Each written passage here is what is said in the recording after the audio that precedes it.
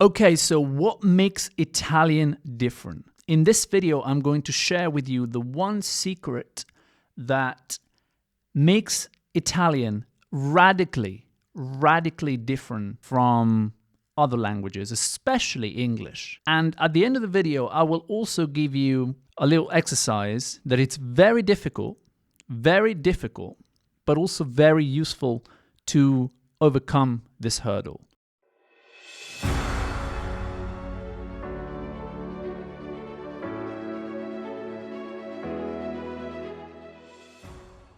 Sometimes people learning Italian feel stuck, feel like they've reached a limit and they can't go beyond it. Very often, not all of the time, but very often, this is the problem. They don't have this one thing clear in their mind. And I can explain it to you in words. I could, but then you would not understand. You would probably immediately say, oh, okay, yeah, I know this, and move on. So I'm going to tell you a story, a quick story. And this is the story of how I internalized this. You have to internalize things in order for them to stick and help you grow, help you learn more. One of my mentors, John Kendall, he was teaching me English and I could barely speak at the time. Pronunciation all over the place. And one day I turned up and I said to him, John, I understand what the problem is. I understand. And he said, What do you mean?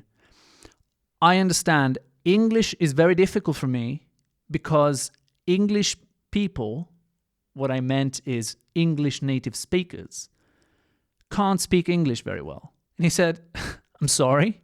Like he had been in Italy before. He had known me for quite some time. And still, he couldn't make sense. He couldn't make heads or tails of what I was saying. He said, what do you mean? So I said to him, look, you've been in Italy, John. You know that Italian people speak Italian well. And he said, yeah. What do you mean? I have been in Italy, I've been in England, and here in England, I've come to realize that English native speakers, when they pronounce a word, say, for example, the word beard. I don't have a beard, but let's just imagine that I have one. When they pronounce a word, they don't pronounce it exactly. They pronounce it a little bit different depending on the day of the week. And he said to me, you know, he could have been very polite and said, oh, okay, I don't know why you feel this way. You must be right. But he wasn't. He was trying to understand where I was getting at with that statement. So he said to me, no, actually, you're wrong. English native speakers speak, on average, well, precisely, and perhaps even more precisely than Italian native speakers, because Italians have fewer sounds, and so they can afford the luxury of not being so precise. So between accent and accent, there is going to be probably more variation than not in English.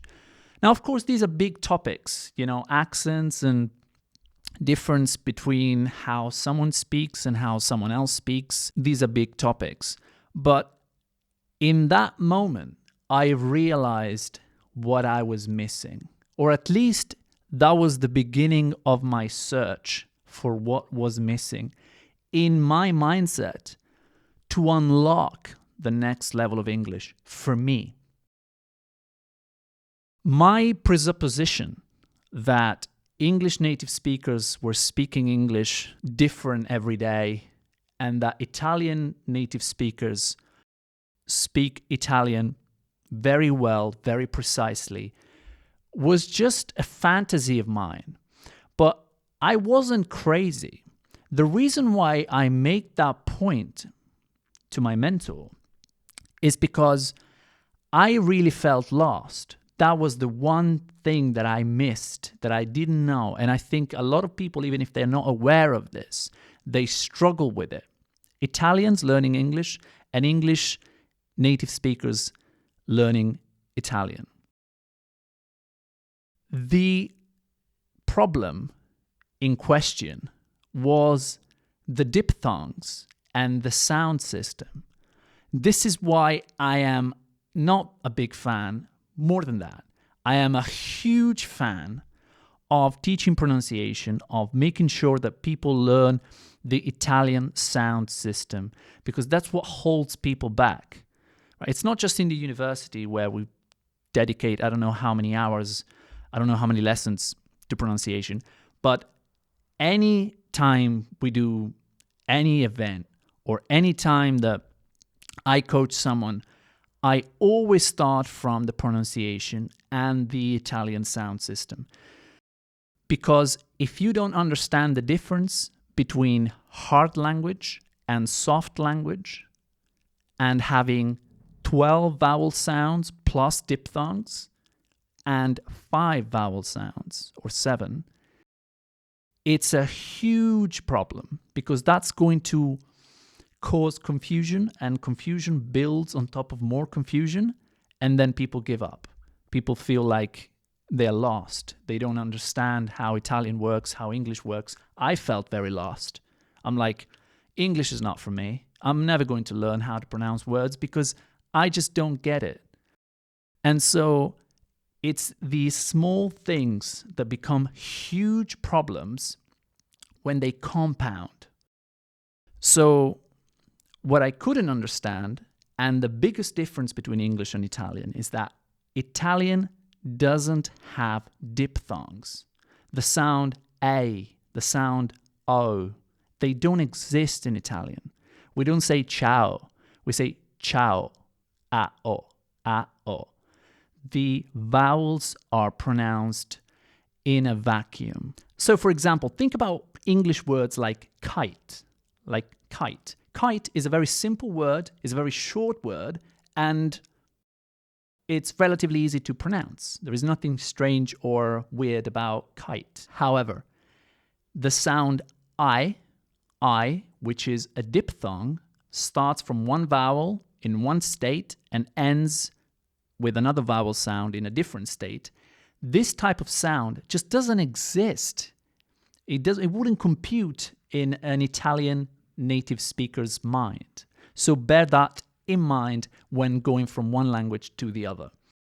Think about words like Mario, the word Mario, which is a common name, common Italian name, Mario, just like Super Mario. The letter A in it, M-A, A, is always pronounced in the same manner. And of course, is pronounced in a vacuum, meaning that yes, it does bind to the consonant, but it doesn't give rise to many different sounds, many different levels, many different variations. It's always the same sound, no nuances. Right. And you might think, oh, well, this is a small thing. It's a huge thing. And it was a huge thing for me. It's a huge thing for people that speak with a so-called accent. It's not about having an accent. If you feel that you're speaking wrong, that you're speaking things in a way that's not proper, it might not be an accent, because I never felt that way about my way of speaking Italian, even though I do have an accent like everybody else, right?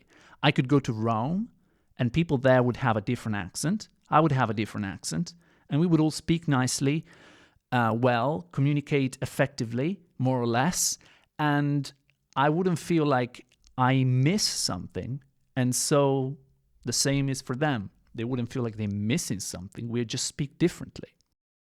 If you feel that you're missing something, there is a way to speak that would be better that you can't get access to right now. You might be right.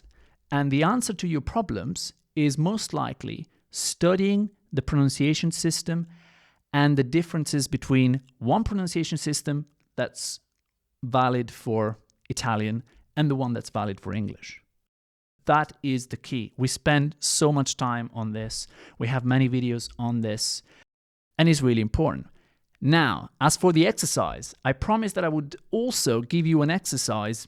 So the one exercise I recommend you do in order to unlock the next level of Italian is to ask yourself this question. The question is, what's the number one thing that holds you back in Italian? I want you to ask yourself this question and also write it down. Write it down. If it helps, write it down in the comments. Make sure that you write down, that you document your answer.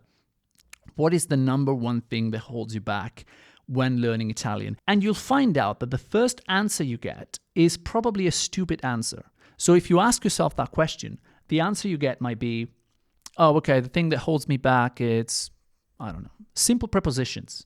And then you think about it, and yeah, you struggle with it, but the truth is you could actually spend time and fix that problem. So yeah, I'm struggling with simple prepositions, but the truth is, even if I fix that problem, what I'm really struggling with is how the simple prepositions bind to articles to form complex prepositions. But really, you could also fix that. You could also go and fix that. So what's the thing that really stops you from doing that? And what might be the thing that stops you is something that makes you demotivated, that takes away motivation from you. And that might be deeper. Like, for example, you might think, I'm not good enough. That's my problem with Italian. I don't think I'm good enough to learn it. Or I don't think I can be very good at pronouncing Italian. I think that there's the R, the trilling R, or the double consonants that I'm really struggling with, and I don't know who can help me. I don't think I can do it. I'm helpless.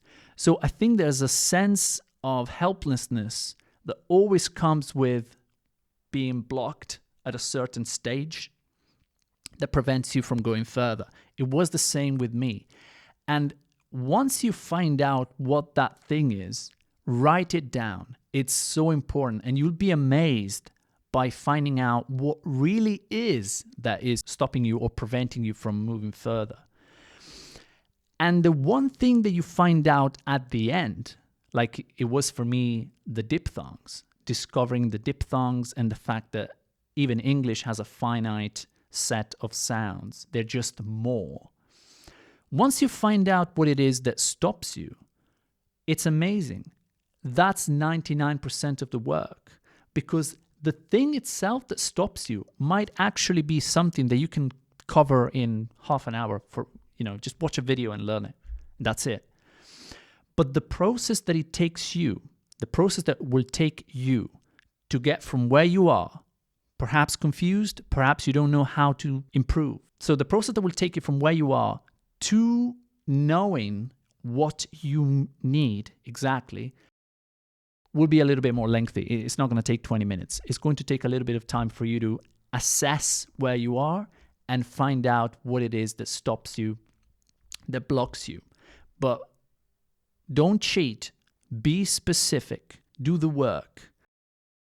Go down the rabbit hole and see what it is that you actually need to know, or what you need to unlearn in order to progress. I hope this video has been helpful. Let me know in the comments, and I will see you in the next video. If you think this video has been helpful, feel free to share it with your friends, people that are learning Italian with you. And if you don't know anyone, I think it would be a good idea to join a community of people, because that's one other secret when it comes to learning a new thing in general, especially a language. All right, take care. I'll see you in the next video.